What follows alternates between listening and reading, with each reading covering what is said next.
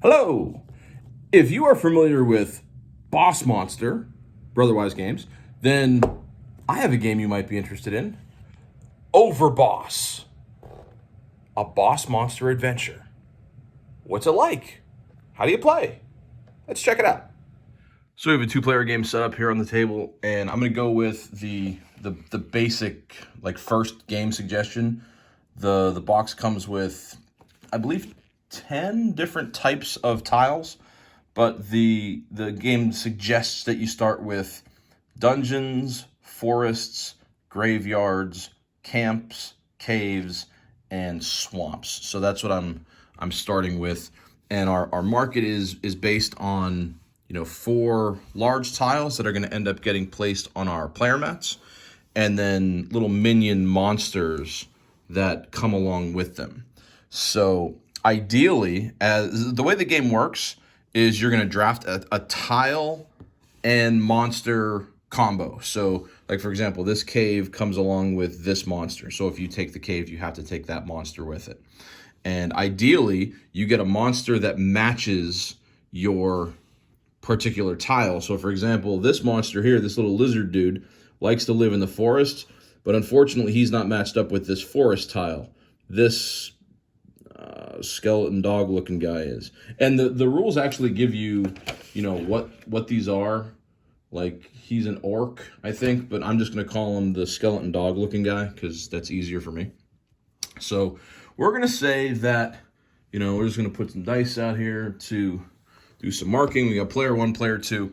I love how the rules suggest that you pick a starting player. I'm going to read this to you because I don't want to get it wrong.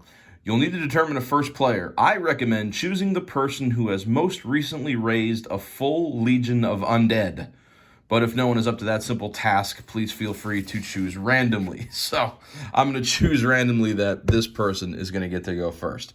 So the way you play the game is you draft and then you place. So what I will say is that this game has a lot of similarities to Between Two Cities. Each tile does something special, except instead of building an overworld with a partner, you're building your own. So just what we have on the board here, the cave, every cave tile is worth 1 base point, and it's worth another 2 points if it matches up with mountains. So there's mountains there's mountains down here, and you see all around the perimeter of your player board, there are either mountains or water. So we'll get to water here in a little bit. Forest just depends on how many forest tiles you have. You can get 1, 3, 6, 10, or 15 points based on the number of tiles. If you have more than 5 tiles, it's still worth, so like 6 tiles is worth 15 points.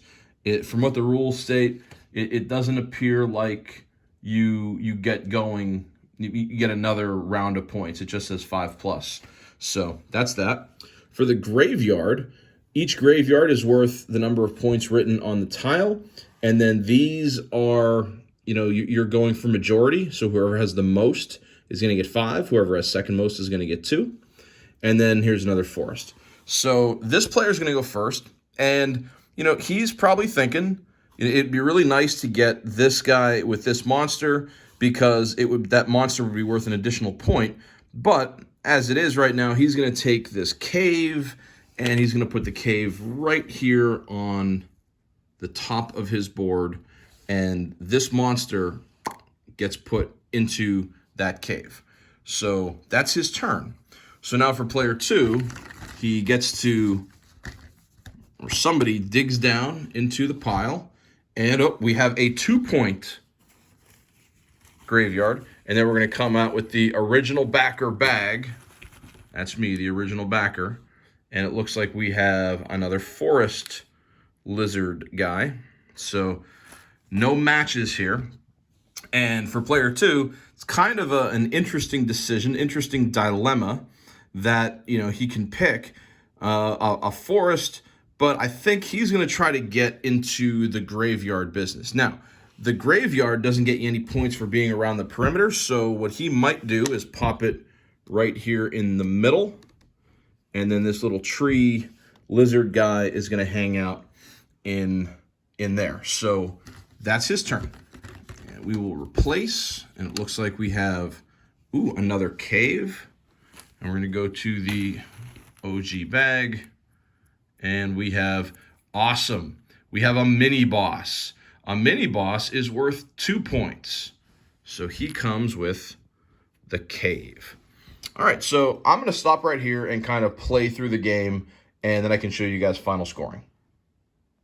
So here we are. We're a little past halfway. Both player 1 and player 2 have taken, drafted, and placed 8 different tiles. And some of the new different tiles have come out, such as the swamp and the camps that they're out now. So player 2 has just placed this camp, and I want to show you an interesting power of the portal. So earlier, the player 2 had drafted the portal tile along with the swamp. Well, the swamp there's no portal on the swamp. It just goes here in your lair. And then, as the rules say, once per turn, you can flip the portal over and then move some of your minion monsters around. I'm sorry about the glare. It's just kind of where the light is in here. So what you'll notice is I have 3 different lizard tree monsters. And in the rules, you want to get a band of monsters together. So you want to get them in a row. I can move 2 monsters by activating my portal, and I don't want to move this monster because he's in his cave. This dragon wants to be in that cave, and he's super happy in there, so I'm going to leave him there. I have a mini boss down here in the forest, and I've got a tree lizard here in the graveyard. So what I can do is I can take this mini boss and this tree lizard, and I can have them trade places. And a number of things happen on this particular turn. 1, I have 3 tree lizards in a row, which is going to be a better band of tree lizards than 2. But I've also put a tree lizard in with a forest tile. So that's going to be a bonus point for me as well. Power of the portal right there. And we are finished. So I reread through the rules, and the section on portals is a little bit ambiguous, at least the way I read it the first 6 times. The way that I played it was, because there's 7 portal tiles in the game, I believe the true intent of the game is you get 1 shot at it. So it's once per turn, but if you have multiple portals, you can do it multiple times. Once you flip it over once, it's done. It doesn't go back into the bag. That's it. So here we have player 1's overworld, and we have player 2's overworld. So let's talk about scoring and how that works. So the first thing that we'll do, I'll show you the game comes with a score pad, which is double-sided, and it flips like a book. It doesn't flip like a pad, which is kind of neat, I think. So you're supposed to write in the 5 different terrains and what each player scored. If there are dungeons, mini bosses, crystals, matching monsters, bands, and there we go. So let's talk about each one of these. So for us, I will set it up so that I'm just going to set my market here to make it a little bit easier so I know what I'm scoring. I'm looking for a graveyard. There we go. So these are the 5 different market tiles that we had available to us: graveyards, swamps, forests, caves, and the orc den camps, I think they're called. So we'll start over on player 1's side, and we'll score the graveyards. Easy, 0. He didn't get any. That was kind of a bummer. Player 2 scores 3 points for graveyards, because you see the 1 and the 2, those are just base points.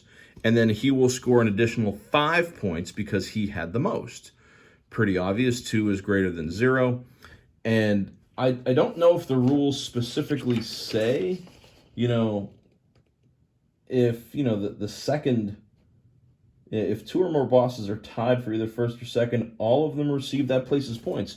So the way I look into it, player 1 is tied for second with 0, so he might score 2 points for not doing anything. But player 2 is going to score 8 points for graveyards. So that's the way graveyards will score. Then we'll score swamps. Swamps are based on whether you're near water or other swamps. So you see on the card, it's worth 1 base point. It's worth another point for every swamp that it touches. That's that symbol right there. And then it's worth another point if it's touching anywhere on water. It's a maximum of 3 points total. So this particular swamp and this particular swamp are each going to be worth 3 points because each of them is a swamp by itself, each of it is touching another swamp, and each of them is touching water. So maximum 3 points, so 3, 6, and down here that'll give us 7 points for swamps on player 1. And then over here we look at player 2's board. Player 2 has a similar situation with the swamps up in the upper right-hand corner, so player 2 will also score 6 points, 3 points for each swamp tile. All right, and that's how swamps will score. Next up is going to be forests. We'll do forests next. This is just based on how many you have. Player 1 has 1, 2, 3 forest tiles, so he'll score 6. Player 2 has 1, 2, 3, 4 forest tiles. He'll score 10. Player 2 is doing much better than player 1 at this point. Here's where player 1's going to make a little bit of a comeback, and that's in camps. So in the upper right-hand corner, you'll notice a different style flag or a different color flag. That's what we're scoring. Unique camps. So player 1 has 4 unique camps. That's worth 16 points. So player 1's going to score 16 points for the camp. Over here, player 2 only has 1 camp, so player 2 will only score 1 point. That's camps. Finally, the caves. The caves are worth 1 point, and then 2 points if they're touching mountains for a maximum of 3. Both of these caves are touching the mountain border, so 3, 6 points for player 1.